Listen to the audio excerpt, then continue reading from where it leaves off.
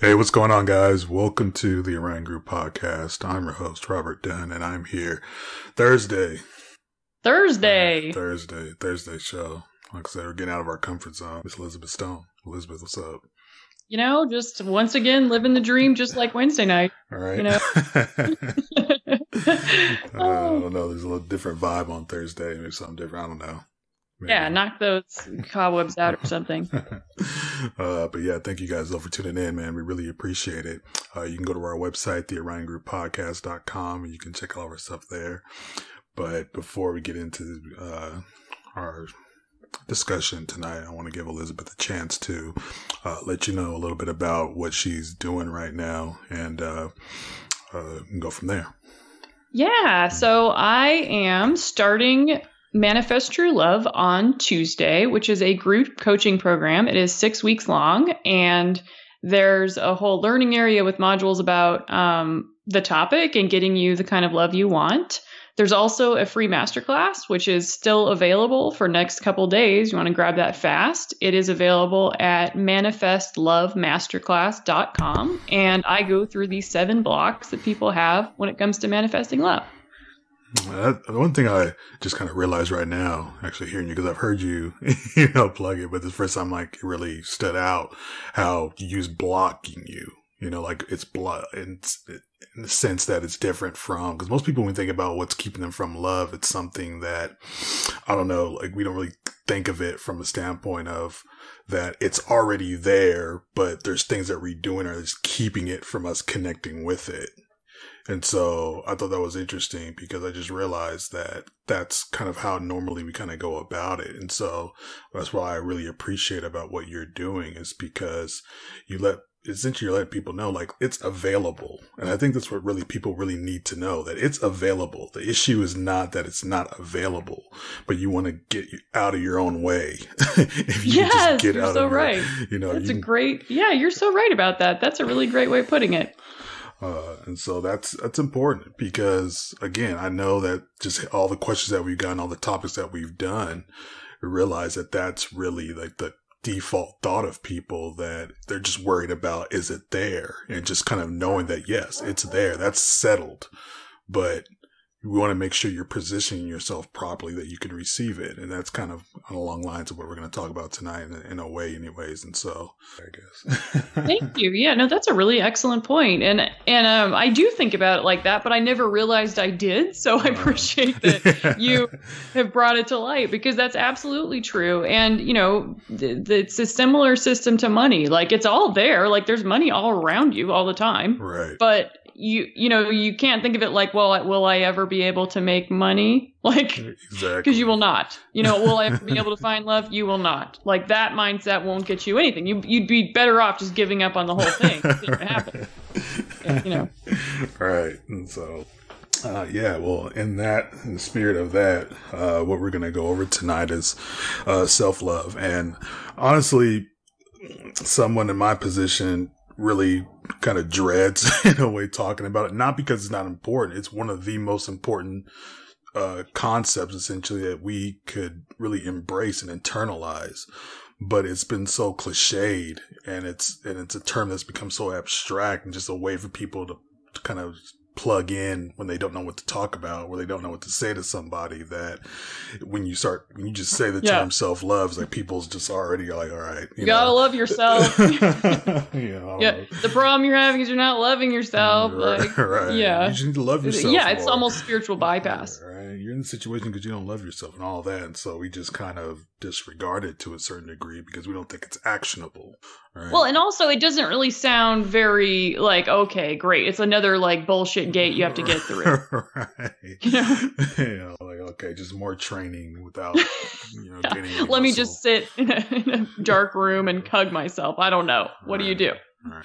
And so I think we decided that we're going to go about this in more of a terms of not saying like, oh yeah, self-love, because Elizabeth does a great job in her master classes, even the free ones, of really giving you a great foundation and the building blocks to this from a more of a, analytical and a more straightforward standpoint. But what we want to go about it to hopefully get you to pay attention more is what the actual ramifications are, what this looks like in real life. What does it look like when you don't love yourself in real life? Because I think you're going to be able to be more relatable to that and be able to understand the importance of it, because it's coming out and it's affecting your real life. And I think if you have more practical, examples and seeing how, this actually does affect you. And this is when you act like this, when you have this behavior, when you're having these experiences, these are the, consequences of, not having self-love. And so, we want to make sure that, or want to go about it tonight from more of like, what is it like on the guy's end? When I'm dealing with a woman who really doesn't have that self-love, what is the experience with her? And so when you see, hopefully when you hear what we're talking about, I'm not trying to be crude tonight or rude or mean, but we want to make sure that you understand that this is a very real thing, and it's, there's certain things that just happen as a result of it. And so, that's kind of where we're going to go tonight. Does that sound good? Absolutely. That sounds great. All right. Let's see. Where do you want to start? I think maybe, I think my thought process about self-love, the definition of it, because it's so easy to just gloss over this topic, and it's important, but it's almost like, I don't even like saying the words because it just seems so nebulous. Right. So let me just real quick be like, what do I mean? Because I got this question over email about the masterclass, and somebody, didn't want to post her comment on there because she felt uncomfortable. So I'm going to answer it here. And here's what she says. So here's my biggest question. Self-love is my biggest block, yet I don't know what self-love looks or feels like. I'm so far removed from myself that I don't even know where to start, like I've completely lost my identity. So the thing about self-love is that it can be that you might not know what it feels like, but you also know what it feels like to put yourself first, even if it makes you feel guilty. Like, even if you're like, oh, maybe I should think about everybody, and then you don't, that part where you decide to do it anyway or whatever, that's like the gateway drug. Because because self-love really, in practice, it really looks like keeping your own needs at the forefront. I think, you've used the analogy before that you want to put your air on first if you're going down in the plane. I think you said it better before, but it's like putting your oxygen mask on first. It's about thinking about your own needs first and having it be okay that you're your own number one. Right. Nobody else can be your number one, because with the minute that you put somebody else in the number one position in your life, they cannot hold it and they can't respect it. Exactly. And that's interesting that you say, because I think so many people feel like this woman feels, because when you're trying to get something done, whatever it is, you want to have a reference point for it, right? You want to know where you're going. It always takes you longer to get to a destination the first time you go because you're not really sure, right? Right. And that's a great question, because it's like, oh, what am I going to be doing? Like, how is this going to help me? Right. Well, I guess that's a good first point, because when you're talking about what it looks like from like a guy's perspective, or from my perspective, when you're dealing with a woman who is struggling with this, is the one thing that it doesn't seem like she feels like is peace. So when you're talking about like, I'm not sure what it feels like, well, it looks like chaos when you don't. So I got to assume self-love has a peace element to it. Like most things do. When you get to healthy places, you usually have a rest to yourself. You know what I mean? Like when you finally get like when you finish in the gym, like that 5 minutes after you finish your workout, it's just like, it's like you have this like peaceful nirvana moment where you're just like, it seems like everything is just in alignment. And so when you're talking about when you're kind of getting to places of self-love and you're starting to put your own needs first, again, not from a selfish standpoint, selfish, be selfish. I'm okay with selfishness, actually.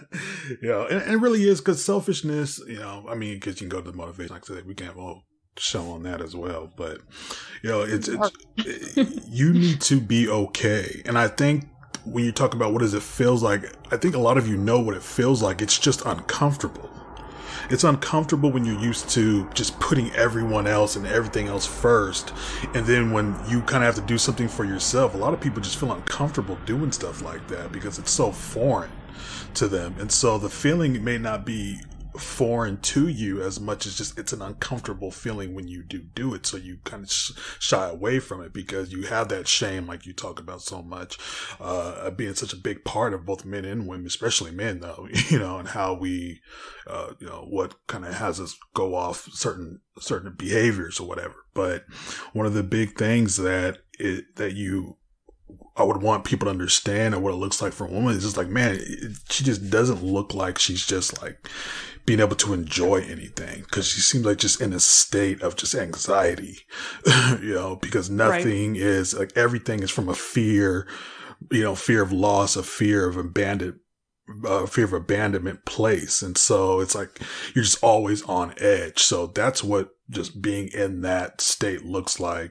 from the outside. But at the same time, I have to realize that when you get to a place of self-love, you will start to have peace because you're no longer living on the fringe or live on the edge of a cliff all day, every day, feeling like just one little thing is just going to completely take you over. So. Right.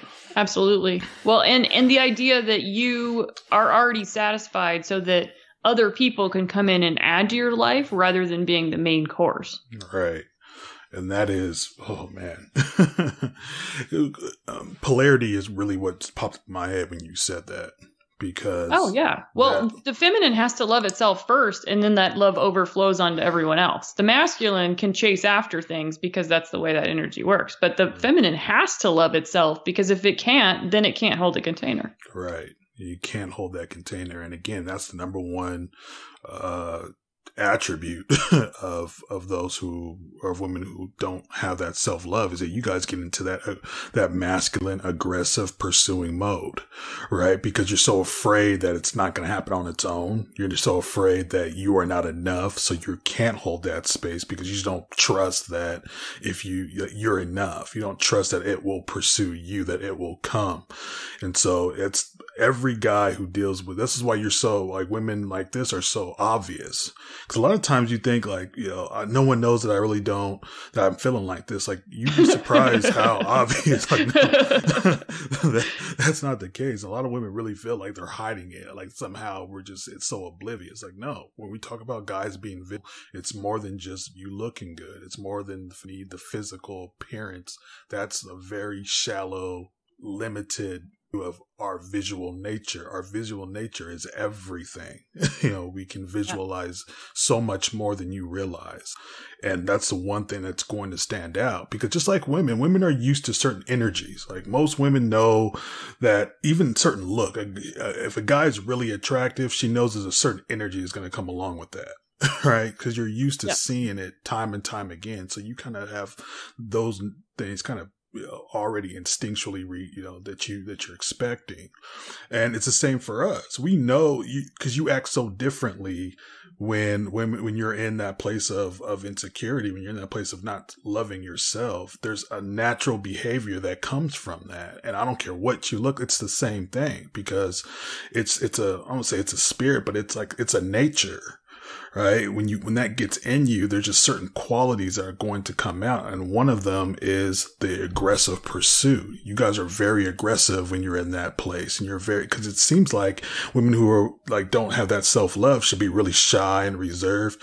And when it comes to romantic experiences anyways, the dating, like, it's like that opportunity comes and you can't let it go, and you got to make sure everything has to go right. And that's where that aggressiveness come from. It's coming from that place of just fear. And so it does make you aggressive, and you may not even consider it aggressive, to yourself, or, personally, it may not seem like you're acting like that, but trust me, pickup artists can pick up on that. Guys, I won't say, what's the term for it, but, guys who are predators, this is what they're looking for. They can tell when you're in that type of a place, because again, there are certain behaviors, and one of them, like when you're acting like that, we already know that, what we're dealing with. And so I just want to Like I said, star maybe I don't know, but that's just what it is. Right? That's what it looks like. And there's no room for us to give when you're in that state. This is why when you're in that state, all we really do is take from you. We take and retreat. Like that's really the behavior. Because the pursuing energy that the person is putting off is there's nothing how could you give back? Because there's no energy exchange. Right. And it's so, it fills the room, and from a biological standpoint, you guys are made to receive, emotionally and biologically, right? And so when there's no place for us, so we're always looking for a place where we can provide to, right? We can provide for, we can add to something because that's our energy. But when we deal with the woman who's in that state of not having that self-love, there's no place for us to do that. And a lot of guys, especially depending on what his issues are and where he's at with his feeling of self-worth and all of that, it can be a perfect storm because you get a man who doesn't feel worthy with a woman who doesn't love herself, and you get a perfect storm of codependency. So yes, it could go really bad because you have one person who can't absorb it and you have another person who's trying to give it, and it'll feel good for a while, and then both people will end up kind of strangling each other, actually. All right. And and the funny thing is, from a guy's standpoint, a lot of guys really are hoping for this experience because on the outside, or theoretically, it looks amazing for a girl because you're always the one pursuing. You're always trying to get girls to, essentially come play for your team, right? Well, it seems like you're living the dream. Right. If the woman's pursuing you. Exactly. I mean, guys complain about that all the time, that women don't pursue them. Exactly. And even pickup artists will tell you the highest level of pickup artistry is we can get women to pursue you. Like that's the ultimate level. There's no higher level than that. And so naturally, for most guys who haven't experienced that, the idea of a woman acting like that is nirvana, right? And I know you haven't had it because you still think that would be the ideal, but it's the most unhealthy thing on the planet. And again, even you looking great won't cover that forever. I guess the better you look, you might get an extra month or two. But just like anything, it's going to go back to whatever. Once something becomes your normal, once you get more of a homeostasis, get to a more of a homeostasis type of level, then you're going to need more than that. And a lot of guys don't really understand that because it's theoretical, it's ideal, and rooted in our idealism. And so for the first couple months, a lot of you could be experiencing a great experience. That's why it's so dangerous about this, because earlier on, it doesn't seem like your behavior it's great because he's loving all your aggressiveness and the sex and just how sexually aggressive you are. Cause one very big attribute of women like this, that they're sexually aggressive. And so it can fool you. And that's what's so dangerous about being in this place, because the real problems with it can show up a lot later down the road than you would think. And when it finally does start to bite you, when he finally starts to realize that he's over it and that this really isn't as attractive to him as he thought, you're already, attached, you're already in love, and now you're stuck. So not only are you not loving yourself, but you're connected to a man who's starting to, distance himself. You're connected to a man who's starting to treat you poorly and starting to do all of these things that and that's just where you get so many women like, it was so great early on. Now he's just mean to me, or now he just, doesn't even respond to my text, leaves me on read, or all those things that you hear. And she almost can't do anything about it because she's, it's already emotionally too far in. Well, and if you're in the position where you're chasing, withdrawal doesn't seem natural to you. So if you're getting intermittent reinforcement, like the guy's responding sometimes, or, he feels guilty because he was interested, but now he's getting a little bit, cold feet, then he'll start it will become even worse, because then you'll feel like you have to reach out to get anything. And you might get a response sometimes, which keeps all the chemicals in your brain just, waiting for the payoff, essentially. Exactly what it is. Because when I've been in this position, she just needed something. And I could, just respond or talk to her for 5 minutes and then be like, oh, I gotta do something else, right? And that's all almost like was just that fix, right? And that's one of the biggest things. You almost become like an addict, and you just need that hit, and that hit can carry you for however long, but that's how you start to live. And like you said, that pursuit, for guys, it's the same thing for us. Sometimes we just want you to, hit us up first just so we know, right? Because you don't need a lot when you're in that pursuit energy. Right. You'd be surprised how little you actually do need. But if you're right, if somebody was just kind of rubber banding you or just kind of coming back and forth, but just giving you something every few steps, then you can stay on that roller coaster, and it actually increases, can increase your chemistry, because indifference is the greatest aphrodisiac ever. I don't know. It's not chocolate. It's indifference. Right? Because you have that challenge element that's a part of human nature, and you have that element. There's a goal. There's a prize to be won. It can engage your energy, engage all your. This is so situations where you're talking to all your friends about it. That's another thing I don't want to transfer too quickly, but a big thing about it is when a woman doesn't love herself, she is exhausting to everybody around her.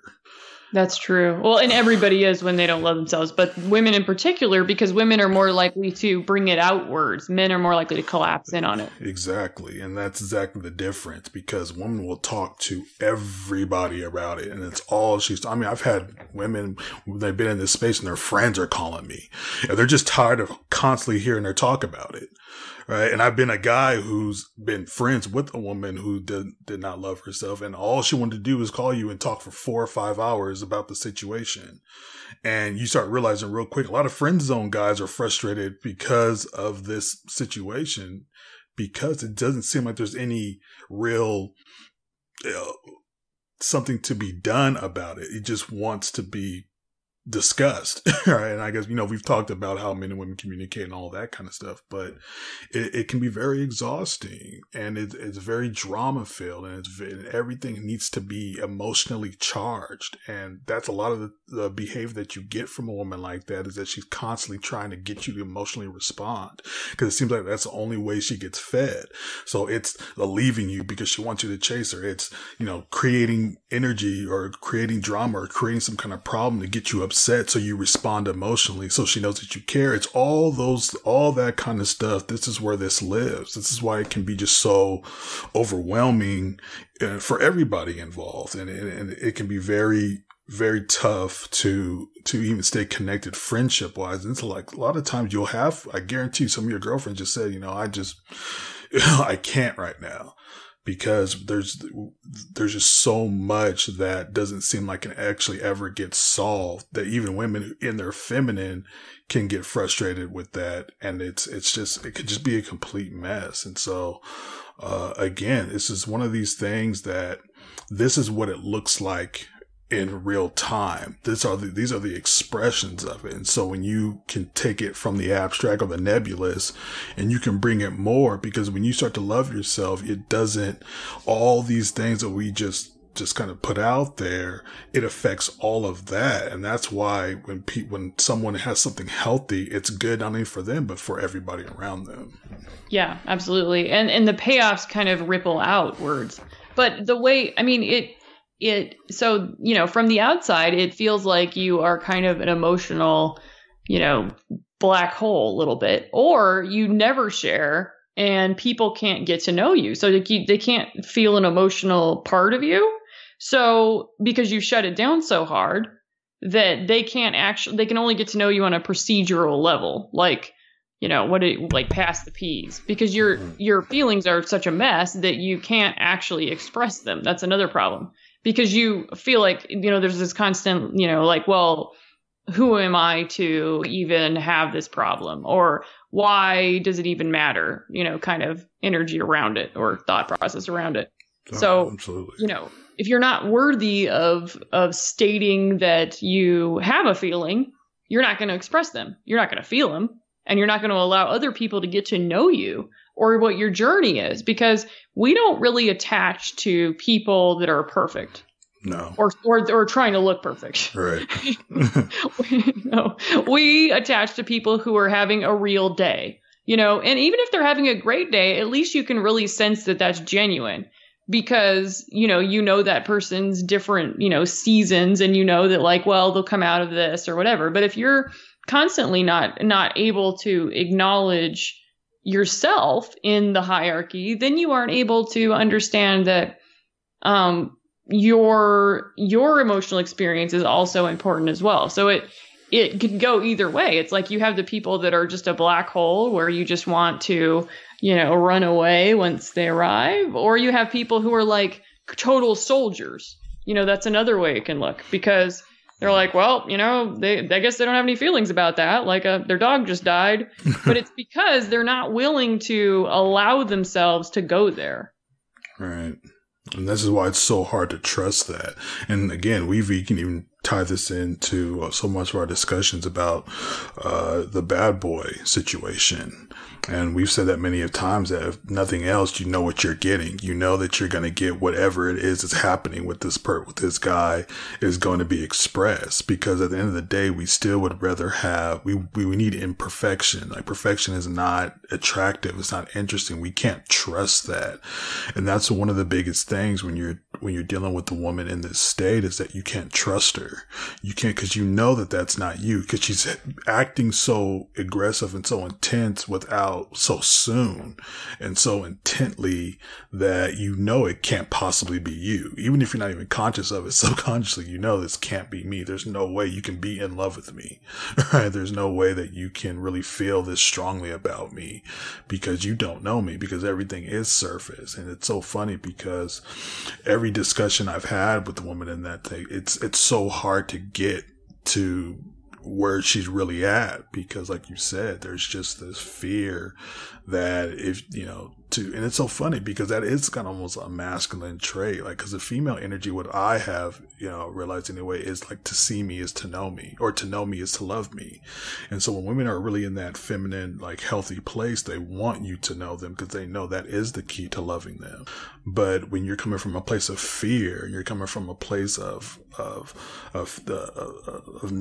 abandonment and all those type of things that come along with not having that self-love, it makes you very hard to trust. And it's kind of a weird thing, because you would think, like, with all this attention from her and all this quote unquote love from her, you would think that, like, yeah, like that's, that's just raw and real, but that's not really the response. And you don't really understand that until you're actually in it, because you don't know if it's just you or if the next guy is going to come around. Is this me or just how you act with everybody? And you start realizing this is just kind of how she acts, and it really has nothing to do with you. And so that's a big part about why it's really hard to trust that and to really put any weight on it. And, because when a woman's in that place, a lot of the times she's constantly wanting you to tell, more about yourself. She's constantly wanting to know all these things about you. And you're just like, I don't know, because that's too unstable. And at the end of the day, men really want that stability in their woman and that consistency. And so when you're constantly in a state of chaos and you're constantly in a state of just, emotional roller coaster, it's almost impossible to truly trust that. So. Yeah, absolutely. Well, and it makes sense, because when it comes to maintaining the feminine, I mean, I always use the metaphor of the container where, if you have a leaky container and you don't feel good, you aren't able to reinforce it, you aren't able to feel good about yourself, you aren't able to appreciate that it is okay just as it is, then it's going to leak. The masculine will put stuff in there and it will fall out, and it will not really hold up. Because if you're able to care about somebody's approval above your own, then you're not going to, that's the number one thing that matters, right? And if you can't, get distance on the idea that, you're the number one here, then you're not going to be able to, shut down the container and say no, which is what men don't trust. Men do not trust women who cannot say no, because that's very important. I mean, I want to oversimplify it by saying that, but the reason it's important is because if you're able to just give up on your standards and boundaries and that kind of thing, he doesn't think that you are a safe mate to have. Right. Absolutely. No, that's absolutely true. Because, I mean, from an evolutionary perspective, one of the biggest concerns that nature has is making sure that our children are our children. Exactly. Right. So he can't mate guard if he doesn't trust you. Exactly. And there's there's an unhealthy level of mate guarding, obviously, but there's a very we've evolved to make sure that when we connect ourselves with a woman, that we can trust that, we are enough, to say it mildly. And that's one of the things that we are looking for, because if you can't say no, or if your response to stress is to go, however your response to stress was before was to just go to a guy, then that's not, again, how can you trust that from a long-term standpoint? See, one of the biggest issue or misconceptions about men is that we're commitment phobes. Mm-hmm. And that is, it's not true. It is the most untrue thing on the planet. We commit all the time. Commitment is a part of the masculine way of going about things, because you cannot produce a result if you don't commit to it. We have to commit to winning this war. Yeah, you're right. You would never get anything done if you weren't able to, if you were just like, well, I don't know, this or that, this or that, this or that. No. We talked a lot of the times about how a lot of the misconception, or just the idea, the attributes that we attribute to both men and women, a lot of times are flipped. Like, men are a lot of times more the romantics, and women are a lot more pragmatic than we would like to believe. Yep, this is one of those things, because commitment is so much a part of how we have to live our life, that we take it seriously. We take it really, really seriously. And again, it goes back to our visual nature. We know instinctually that there's certain things are going to have to be there, and there's certain things that we need to see over a period of time to be able to really believe that we can commit to you, that we are going to be enough for you, that we can make you happy, and all of those type of things of producing, providing and protecting and all of those things. And it's very hard to commit to a woman who's just in an insatiable place, because that's what not having that self-love does. You're insatiable. Like Elizabeth was just talking about, how everything will start leaking out. You can't hold anything. And we see that, and we recognize that. And again, even the most guy who wouldn't you'll never hear the word vulnerability in his vocabulary at all, even the most hardened criminal still instinctually is going to respond like that, because it's just a part of his nature. And so it looks like we're commitment foes. It's just that we know, when we're dealing with a woman, whether it's going to work for us, where our energies is not going to be wasted. And it's not easy to find that. And again, this isn't something where I don't want women to figure out, okay, what are those things that men need to say no, because you're not going to know. And it's just don't even bother with that. There's no point in reverse engineering it when you could get the whole cake. Like, right. why would it pretend to have a fake cake when we could just get the whole cake? Right. That's what so many people not what we're here for, is to be like, let's give you the 10 signs that that we can fake self-love, because right. You can actually have the whole cake instead. And let's do that instead. Right. So we have to do the work. And see, both sexes have to do, or don't come with certain things that are extremely necessary and attractive to the opposite sex. Like men, we have to create our value. And everything that's really attractive to you from a commitment standpoint from a good mate has to be built. We don't come with money. Even if you're born rich, you got to develop a lot of different elements to make yourself an attractive mate. Prospect, right? You have to bring stuff, come with stuff, make stuff, right. Think of stuff, do stuff, right. In order to be valuable. The feminine is inherently valuable on its own. That's what's so magic about it. Exactly. At 16, you have it all. I know that sounds kind of messed up. But you have it all at 80 too. I mean, that's going to be an unpopular statement. But the reason I say it is because the presence, the feminine presence is the most important thing. Right. You know, it's not the stuff, like, or the, like, going out and doing stuff, or like doing things for someone or giving to other people that is attractive to you as a woman, or just attractive as a woman. It is the presence. Exactly. But one thing and so from the opposite side, the things that I think women are really going to have to build value in is just that building the femininity has to be cultivated. Well, it doesn't have to be, I shouldn't say that, but a lot of the qualities that when it is cultivated, I should say, when it is matured, it is the most, like, there's nothing more valuable than that on this planet. Nothing.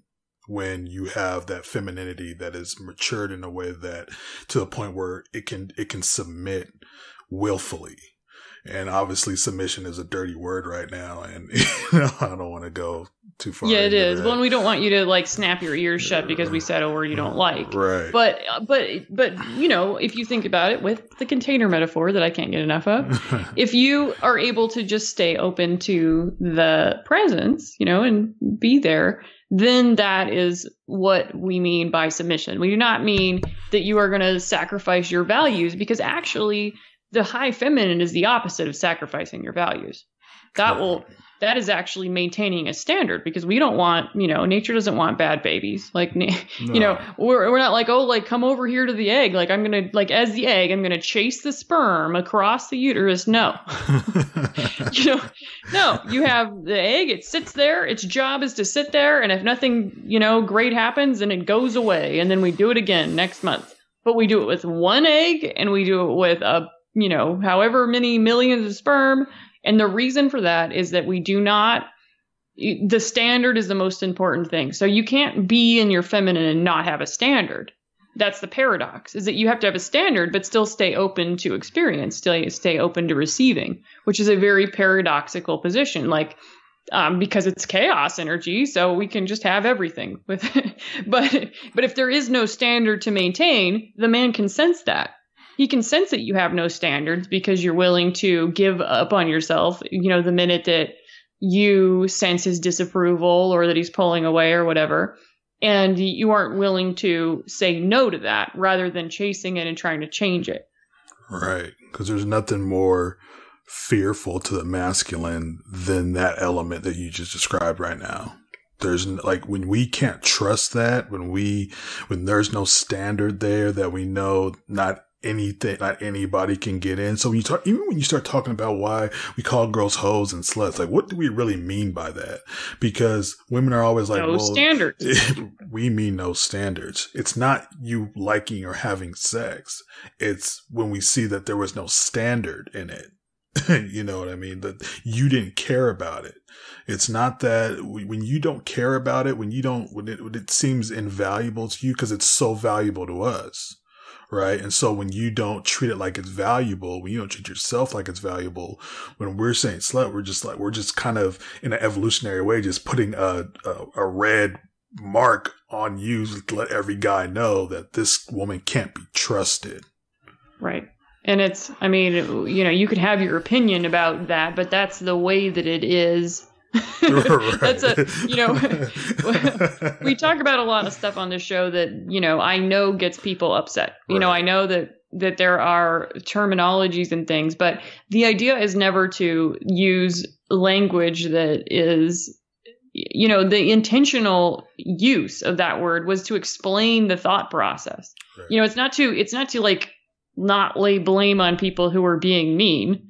It's to explain what it is that makes you seem high value, right, and what doesn't. And right, one thing that seems high value is having high standards. You can't, you know, fake high standards really for very long. You can be kind of diva-ish. That's the closest thing, but it shows up. It shows up. This is one of the great things about relationship, the whole structure of relationship, the paradigm of relationships themselves, is that they expose everything that is true, that's going on inside you. Yep. Good or bad. For better or worse. For better or worse, for good or bad. what is in you currently is going to come out. This is why so many, the whole idea of game and trying to game a woman, all this stuff, don't you realize that it only really stops at just getting you to a certain point? It doesn't go farther past the bedroom. Pickup artists aren't really trying to help you have good relationships, right? I mean, a lot of Cosmos, it can only go so far, because at the end of the day, whatever you did to get the person, if after a few months, they're going to see whatever it is, it's really you. And so, this stuff has to be internalized. This is exactly why Elizabeth said you cannot fake this, over the long term. You can, if you're really smart or maybe really beautiful or really just, competent, you can get away with it for a while. But eventually, life is going to bring circumstances and situations up that's going to really, if you're a jealous person, it's going to come out.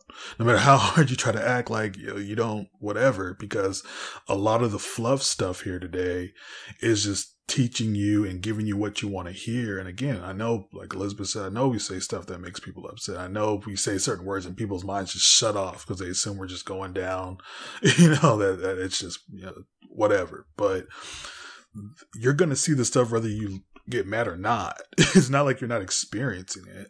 We'd rather show you what to do better than have you not know, because we don't want to say the word submission on the air. That's a good thing, because you guys know by now, I don't care, because I have no skin in your particular game.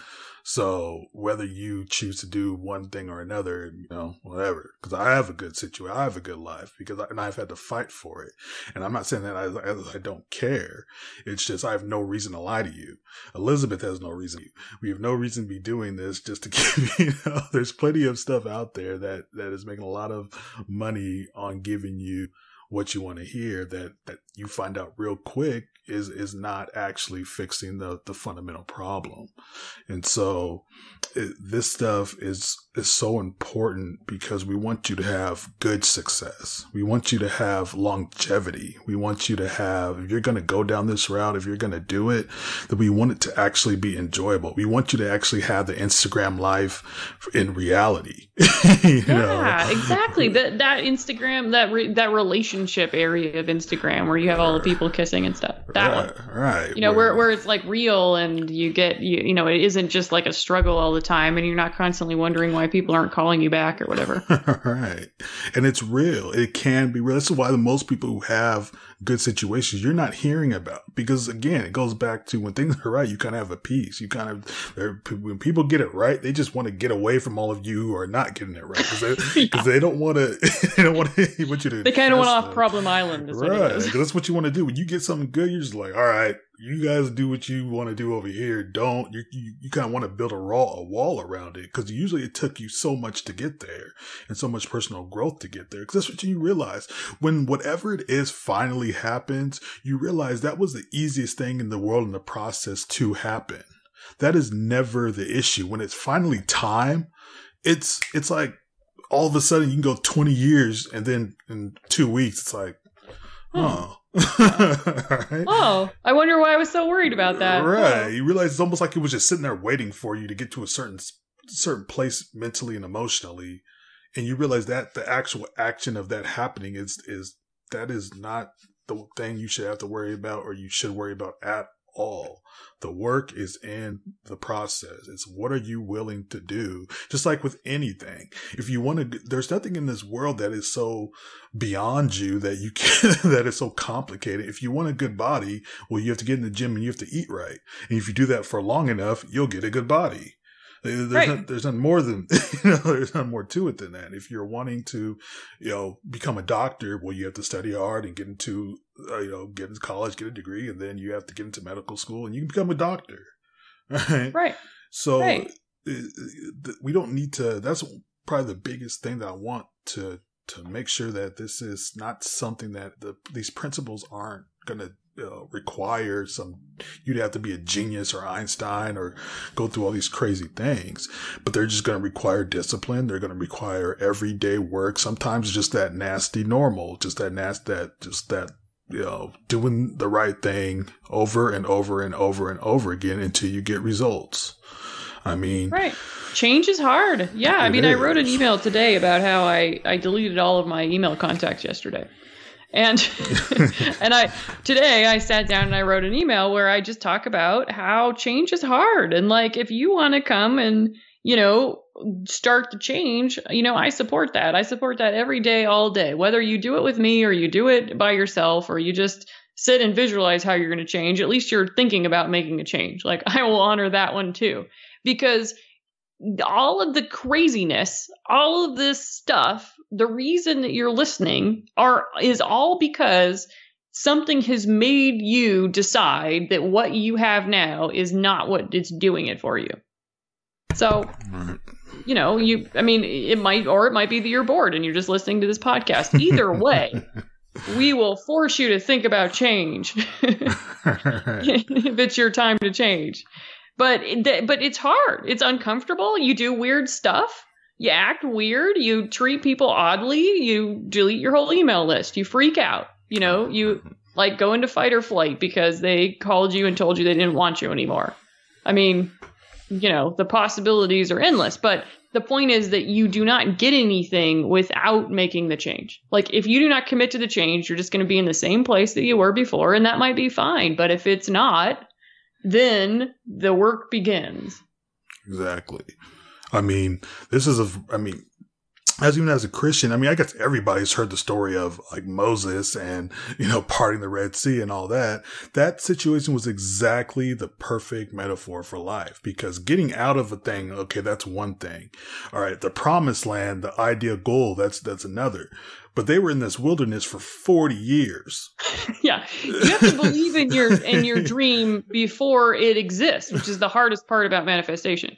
Right. And no one talks about that. We see like, we talk about, getting out, the sea parted and everyone's happy, but we don't really talk a lot about the fact that they were walking around the same mountain for 40 years. Like the book of Job, where he just is miserable continued. Right. Like, and then more bad things happen. Right. And then one of those bad things happen, a little bit more. And then, okay, he gets to a good place. But then we don't really talk about how he was just 5 chapters just complaining and mad and pissed off and decrying everybody, decrying God, decrying himself. That's what it is. That's the process. That's the middle. That's the nasty middle. And we make work for the middle. See, this stuff is for your middle season because you're going hopefully, most of us get a lot of time to go through our transition without having to go through it publicly. A lot of celebrities don't get that opportunity. And we just talk a lot of mess when they're going through their process because we all get to see it. Right. Yeah. But we look the same way during our process. Like you said, we do weird things. We self-sabotage. We say the wrong things. We do all this crazy stuff. We make all these crazy decisions because we're trying to transition from one state to another. And it's messy and it's hard and it gets, it brings out so much and gets out all of us because we have to face so much, because we have to unravel a lot of what's happened to us and a lot of our experiences to make sense of it so we can, compartmentalize it in the right way so that we can get into alignment. That's all a chiropractor does, is put you back into alignment. Right. Absolutely. Well, and the same with unraveling the limiting beliefs that are keeping you from getting what you want. Right. And this is what's so great about this program that Elizabeth has created for you guys, is that this is wilderness food. Because that's what I'm starting calling it. Call the show wilderness food, because this is what it is. When things are going well, you're not going to be listening to us. A lot of people do that because they'll listen, they'll get right, and then they'll just drop you. Because that's true. Well, or you move on to a new teacher. That's kind of that's the way it should be. You should have a teacher for Egypt. You should have a teacher for the wilderness, and you should have teachers for the promised land, because you do need help in all three. Because success can be really difficult to deal with, and a lot of people don't realize that. It's hard to deal with success and failure. Well, because you have to get the success before you can even deal with how you can't get it. Right. I mean, while you were just, talking to 10 people, no one was talking about you. No one was getting mad at what you're saying. No one cared. People shoot at the deer that they see. People aren't talking about people who aren't also famous.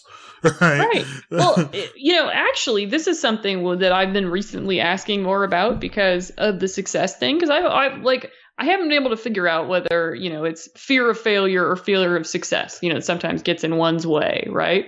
And so it's like, you go around and you're like, find models that are really, really like bizarre successful. Right. And then it's like, okay, well, what is their mental model like?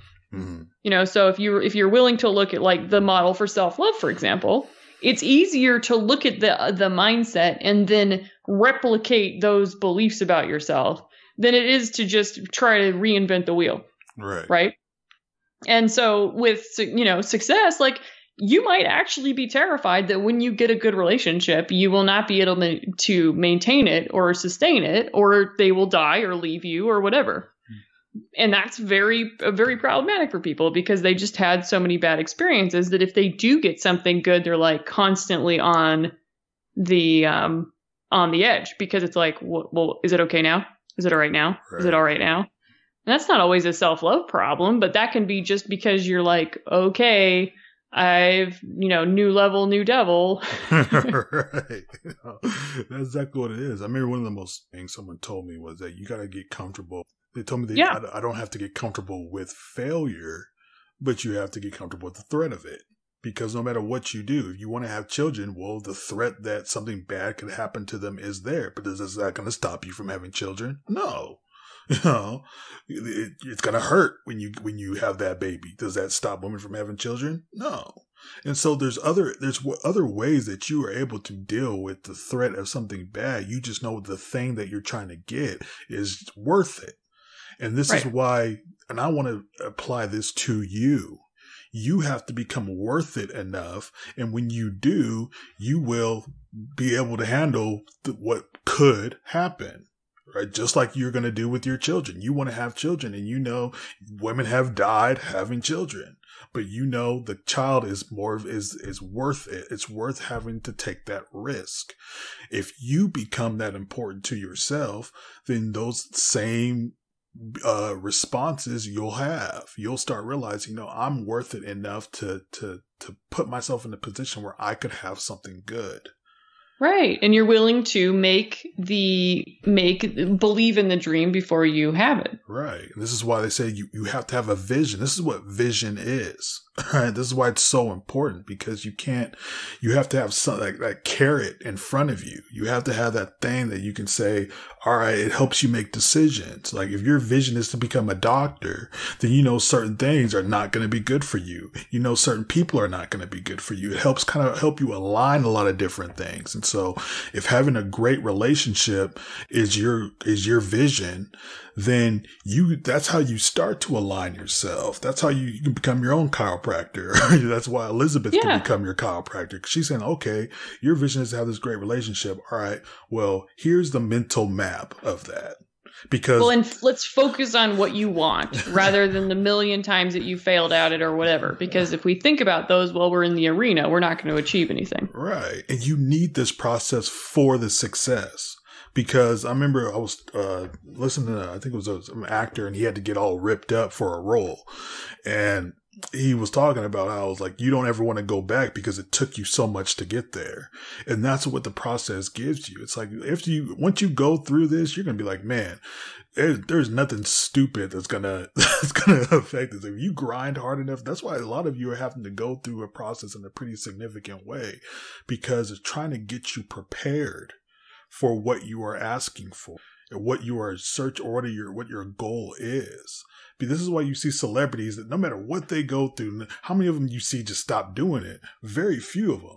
No matter what happens, guy can get caught with a prostitute or get caught, or get Me Too, and he's right back on stage. Like, so, When Bill Clinton was going through that Monica Lewinsky stuff, he was still like, what are you doing today, Bill? I'm going to go to China and go discuss this trade deal. That's that mentality, because it took so much to get there. And through the process, you learn, like, look, you just got to keep going forward. And this is why it's so important. This is why it's so necessary. This is why the process is meant to weed out people who really aren't that interested. That's why at a certain point you got to put a paywall, because at a certain point you want to see who's real about it, who's actually serious about their own not only their own happiness, but their own purpose, their own emotional health, their family health, all these things that you're saying you want. Because I'm telling you right now, I don't care what a girl says to me. I don't care. What is your behavior? Because what you're saying means, that is like, okay, great, whatever. But what is your behavior? Because you can't escape that. Whatever it is that's true for you, it's gonna show up in your behavior. And so what is your behavior saying? When you saying you really want this real relationship, well, are you paying attention to what Elizabeth is saying? Are you taking notes? Are you asking questions? Or you just want to indulge in this victimhood fantasy that you have? Because I'm telling you right now, like I said, Elizabeth won't say it like this because she's wiser than I am, but I'll just motivate you other way. Yeah, but I'm telling you right now, I don't like it. It means nothing. Like, go ahead and have a crappy relationship. Like, I don't, whatever.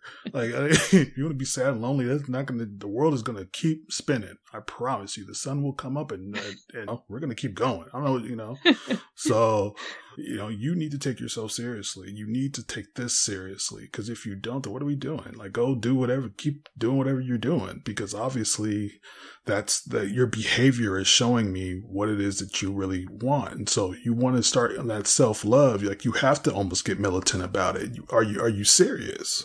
So, you're absolutely right about that. And the other thing about it is, are you willing to do what it takes to get your dream? Whatever that is, and it might be that you're, gonna take the journey or whatever, but it might also be that we stop, that we leave some things alone, that we understand that person that calls you, that triggers you every time, is somebody you shouldn't answer the phone for. Basic self-care can get you a long way in self-love land. Right. Basic boring, do I have clean sheets on my bed? Just to make it real. Did I take care of the thing that gets me every morning? Like, did I decide today not to eat, instead, have, the right thing or whatever? But it's those little things. It's planning for yourself and thinking of yourself. Like, if you had a small child, or you have kids, you don't just send them off to school with no food and no money and no way to eat. You think about that. But do you think about it for yourself? And do you think about it for yourself above everybody else around you? And people can be real touchy when it comes to kids in this. But if you're able, small children, there's very few situations that are urgent besides the ones where the small children are trying to kill themselves. The ones where they're going to fall off something or jump off something, okay, definitely take care of that. But you needing to make their lunch and not make your own is bullshit. Right. You can make both, or you can do something to take care of, the problem.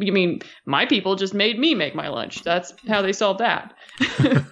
But, it can look like a lot of different things that maybe not are intuitive. It can look like making sure that you don't, not plan for yourself. Like, are you going to be exhausted if you do that thing? Are you going to, be cranky if you don't eat or drink enough or whatever? So it can look so practical, but we don't think of that, especially when we get busy and we're people say to me sometimes, I'm so busy at work, I didn't even have time to take a pee break. And I'm like, the world will stop so I can take a pee break. I am not going to be if the president comes to my house, I'm going to take the pee break. Excuse me. Everybody can, nothing is so important, and you're not going to lose your job. And if you are, get a new one because you deserve better. It's that mindset. It really is. And again, it really is a mindset. It really is. And it's, like I said, I'm just I don't even know if I have anything else to say. Well, but yeah, it's practical. It doesn't have to be this big thing, but it only begins when you begin it, and when you get back to whatever it is that you want, and you're willing to own it, and not just keep pushing it down the path into the future like you're ever going to get it if you don't go after it. Right. You have to value yourself enough to say, "Gosh, I have this one human life. What am I going to do with it? And am I getting what I want, or is this just same land?" Exactly. When this is how you take something out of the nebulous. This is how you take something out of the abstract. It's one decision at a time. How do you get to self-love? By your decisions. Mm-hmm. That's how anything happens. Your decisions. Whatever you're living in right now is a result of your decisions, whether they were good or bad. If you have a great body right now, I know you didn't get that on accident. It was the decisions that you made. Your food decisions. When you didn't feel like getting up and getting on the treadmill, you did. That was a decision. So make the decision to take care of yourself emotionally. Make the decision to take care of yourself mentally. And that could require some work, because a lot of times, I be surprised about some things I really had to fight for. Some breakthroughs I had personally was, that I had to keep knocking on that door. And knock and knock absolutely. and knock and knock. The great thing about being dealing with Elizabeth right now and being in her life right now and seeing her go through this process of creating this thing for you guys, you get to see what happens behind the curtain. It is not clean, everybody. Right. Just like a restaurant, there's the kitchen and there's the dining area. Right? Because you're in the dining area, you think everything's peachy. But you go in the kitchen, everyone's yelling at each other, they're screaming, people are running back and forth, people are sweating, people are falling, food is cold, and go watch Hell's Kitchen, Gordon Ramsay, and you see that's what happens in the kitchen. It's crazy, because we can't have a restaurant without a kitchen experience. Like it's gonna be messy, and it's gonna be a lot. It's gonna have to happen, but everything of quality happens in the kitchen. What you're experiencing in the dining room is a result of what's happening in the kitchen. So what's happening in your kitchen?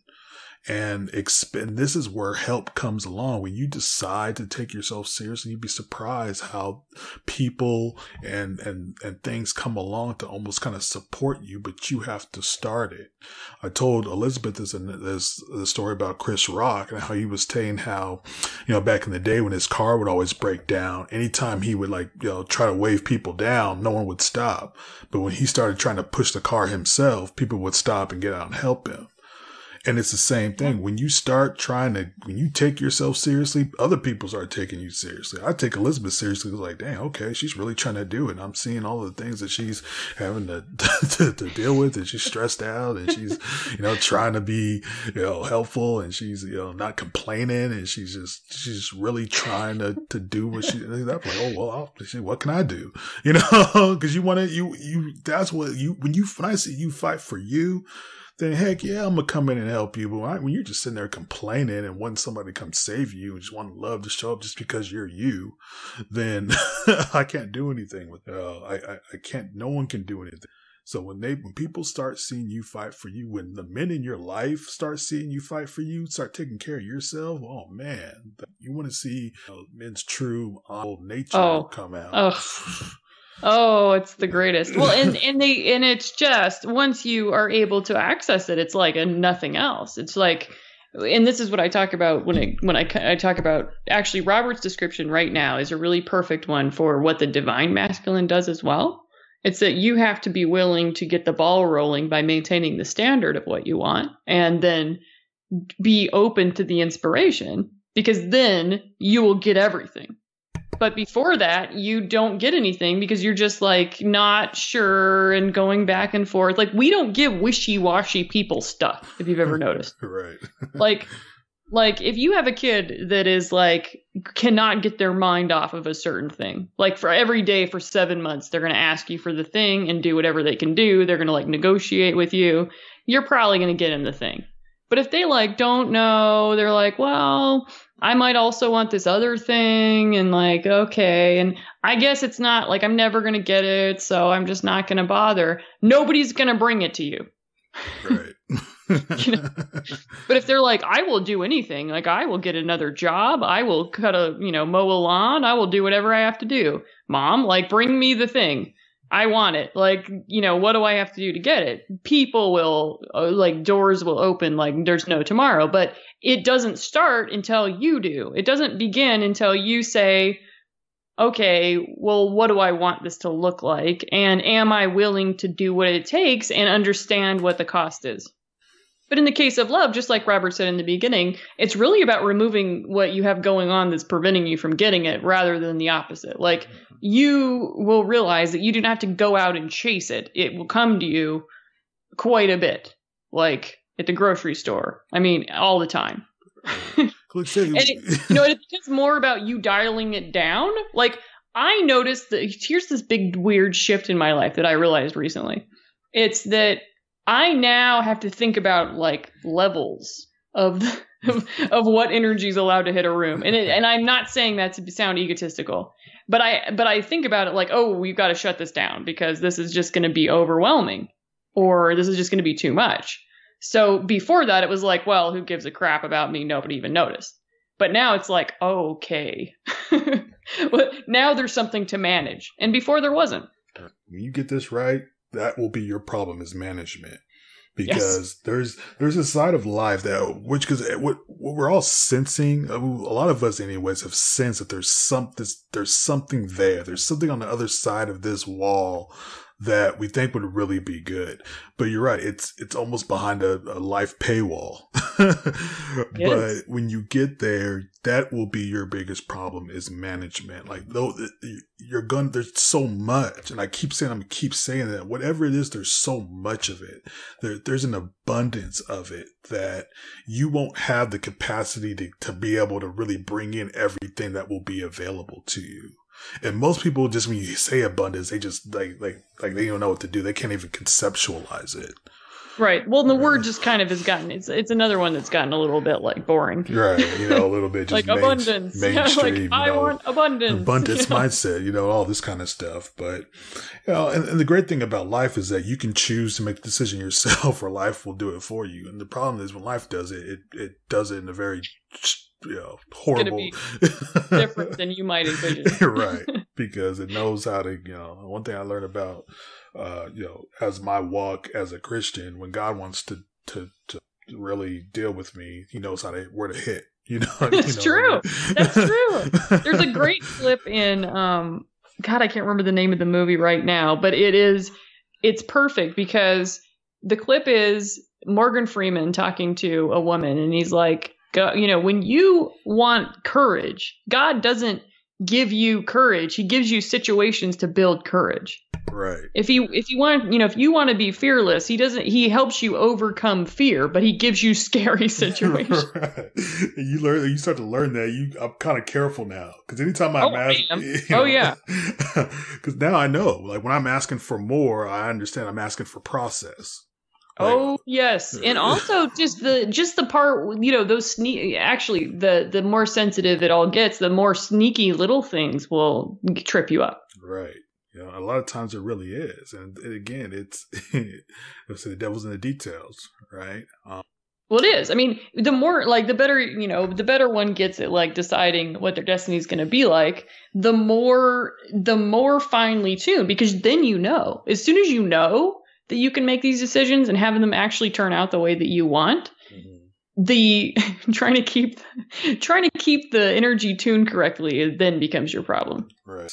That's what's healthy. Healthy is balance. To me, that's what maturity is. It's balance.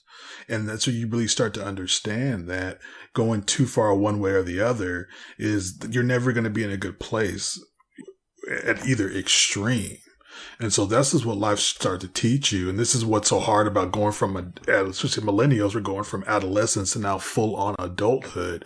But adolescence is so much about indulging in one extreme or the other. And so much of us think that this is a really hard part with talking to people about, not dating your type or easing off the chemistry, because it's like, oh my God, I'm not going to like that, or that's going to be boring, or that's not going to be fulfilling, but that's what we're really terrified of. Like, to be honest, we're terrified that when you start talking about that, you're saying that we should settle, because that's what balance looks like to a kid. It looks like settling. Oh man, everyone needs to write that. That's what it looks like, because you're so used to when you hit puberty and everything is going crazy and you haven't, you're starting to feel all these things that you never felt before, especially for the fellas. I mean, when that testosterone hits, it's just like, oh my God, you know what I mean? Well, and if you're used to having drama-filled relationships, right? I am used to getting the call where, somebody's done so much work on themselves and it's going just amazing. And, they've been broken open and then they put themselves back together. And it's really incredible to watch, because then here's the new problem. This is going too well. Like, this is too balanced. Like, this is like, nobody's freaking out about anything. Right. Nobody's having a meltdown. I'm worried that I'm going to be bored for the rest of my life, because people do not like pain, but they want it. They want it to be, and it's a good substitute for feeling alive if you're not willing to provide endorphins in other ways, like freaking yourself out and deleting your email list. I mean, people want pain. They want to struggle. Look at the example. Me struggling, it could be easy. No, not going to let it be easy. All right. Here, like, don't have the episode record. Like, don't, like, break your computer. Okay. Don't have the thing work. All of that is about resistance. And that's just about being afraid of change. And the paywall of life is really getting past fear. I mean, that is what the metaphor for Egypt is. And that story is fear. Egypt represents fear. The wilderness represents a transition from fear into being able to receive. See, the promised land was never the issue. And that's what people don't understand. Like, oh, we got to get to this promised land. But that was settled. It was there. It was waiting. Like that wasn't, that was the easiest part of the process. When they had to go fight for it, they didn't really have to fight for it. They walked around the wall 7 times and sat down, and God brought down the walls. So I'm telling you, when you get the promised land, just like when we said a little bit earlier, when the situation, when it's time and the opportunity presents itself, you're just like, oh man, I've worked for 15 years thinking I need to make this happen. And it was just sitting there when I got to the right time, and you kind of get mad at yourself. Like, man, that was never the issue to begin with. Look at my overnight success. Right, exactly. It took 15 years. Exactly. I mean, this is why you always see every success story you hear. That's the same story. They're doing something for 15 years, and in a year, the whole world knows who they are. Mm-hmm. And they're willing to. They're just doggedly not giving up on it and just trying to overcome the demons that come up when you have to go through something like that. All right. Nothing. It's a slave, man. It's a battle, and there's reasons for it. And again, a lot of this isn't about you being bad or good. I mean, when you're just talking about just that transitioning into, Elizabeth saying how a lot of people are just now hear the same thing too, just saying like it's just going too well. I mean, the familiar can be the hardest thing to get people over, because if you're familiar as chaos, if you're familiar as pain, if you're familiar as abandonment, that's where the process, because it's like an addict, you have to go through a process. You have to kind of wean people off of that, just like a baby. When women have to wean a baby, like my sister's pregnant right now, and she's gonna have to go through that process again, because when you wean a baby, the baby thinks you're killing them. You're taking away some, it does, because it's all it's ever known is milk. Right? Not realizing there's double cheeseburgers in its future, and steak and all this deliciousness, but the baby doesn't know that because he has no reference point. You just put in something into words that I'm sorry to interrupt you. You're absolutely right. It's just that you put into words why the drama situations that I'm presented with are not impressive to me. Because when we don't, if you're just in this like drama filled, environment, and you don't realize that you can have not, double cheeseburgers. Like, it's just silly to be like, well, I appreciate that you're sad, but I don't care about that. Right. And that's exactly it. Because eventually when the baby's transitioned, you don't want milk anymore. They've forgotten about whatever it is. It just disappears. The problem is not even there. Right. Like, I've noticed people who have presented, so they come and they present with the same problem. So same problem. Their mindset changes, suddenly no problem. But it's nothing in their environment has changed. It's the same thing is happening. but because, and it's genuine. And that's because their mindset they've entered a mindset where whatever it is that was bothering them is no longer an issue, and it exists for every single problem.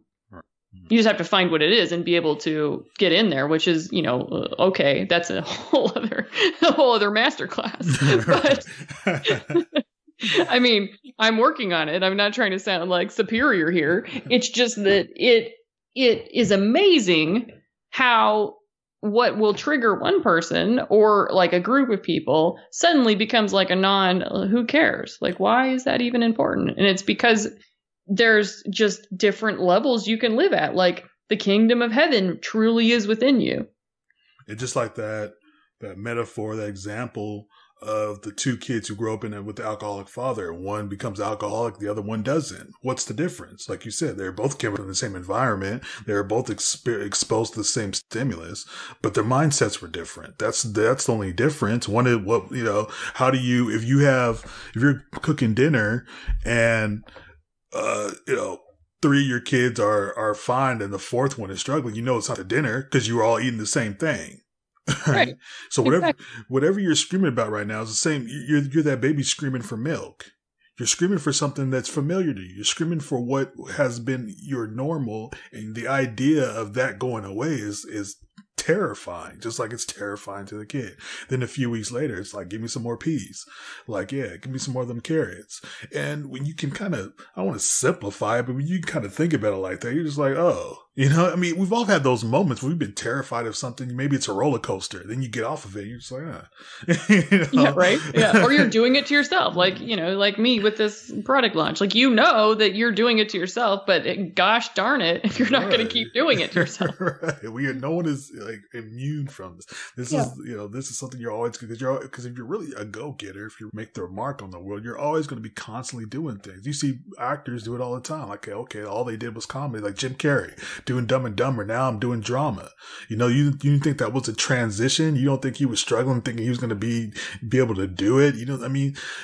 But that's how you keep going. That's how you are able to go from level to level, from state to state. And this is how an athlete can be an athlete at one stage, and then he's an announcer at another, and then he's a GM at the third stage, and he's owning restaurants. Why? Because you have to keep going through the transition. And once you're willing to do it, that's how you have a full life, because you now are not so terrified of going from one dimension to another. And there's a process to it, but there's an end result of it. And you can really see all the different things that has been put inside you. The average person, like you just said, the kingdom of heaven is inside you. You don't realize how much value, how much gold and onyx and all these amazing things have been stuffed in the individual person. And the goal of life is to bring everything out of you that has been put inside of you. And fear is the one thing that will keep it hidden. This is why we can't see you. This is why when you get healthy, the guy shows up. Why? Because he can finally see you. Like, oh, that is a fit for me. That is the girl that I want to get to know, because I can finally see her. She's not just being covered by all of this fear and this doubt and bitterness and this sadness. And that's all I see. But now that she's kind of unlocked herself, it's like, oh man, she's this. I can see that. Again, it's available. It's all available to you if you're willing to go through these little transitions every few steps. When you do, man, you're just going to go to new levels. They're going to open up new people and new places and all of these things and all these gifts and talent that have been stuffed in you. I heard one guy say that the most valuable place on the planet is the cemetery, because it's just all of these dreams that didn't go on or get filled, all of these gifts and talents that we never got to see because of fear. And so, absolutely, you're right.